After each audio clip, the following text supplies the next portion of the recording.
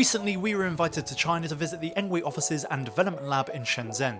I was expecting a small team of 40 or 50 people, but I was shocked to see the size of the company, with over 300 employees in their office and more in their factory and warehouse. I've been reviewing ebike bikes for years now, and while sometimes in the past I felt like the quality of the bikes could have been better, I recently noticed a marked improvement in quality, and I think that's down to Conrad and his colleagues on the product development team. This group of engineers design around 7 products per year, and then 4 of those products will go into production.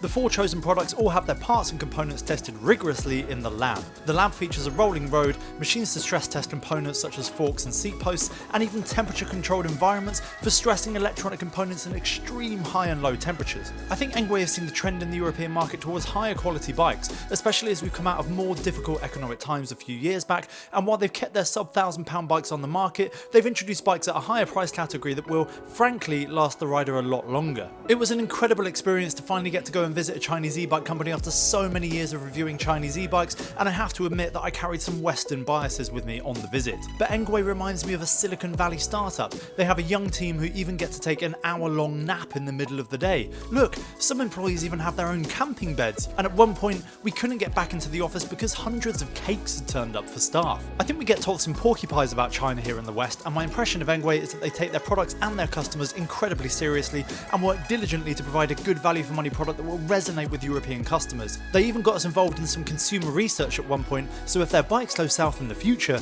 you'll know it's my fault. I'd really recommend visiting China to anyone who's curious about the country. Shenzhen itself is a fascinating place, and it's only a short ferry ride to Hong Kong, from which you could also visit Macau. What's more, Air China's travel fares are comparatively cheap compared to some Western carriers, and you can get a nice hotel for about £40 a night. Just do your best to avoid a super typhoon, because we got stuck in one and it knocked a day off our trip, but all the more reason to go back again.